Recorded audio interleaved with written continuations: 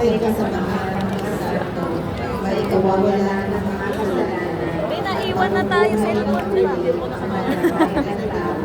At may buhay na walang hanggan. Nasaan na sila? Ama namin, sumasalangit ka. Oh my God, ang saya. Sundin ang loob mo o sa lupa para lang sa langit.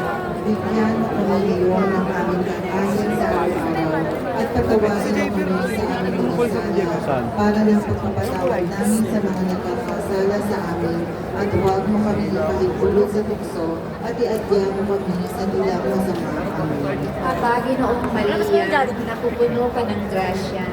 Ang Panginoong Diyos ay sumasa iyo.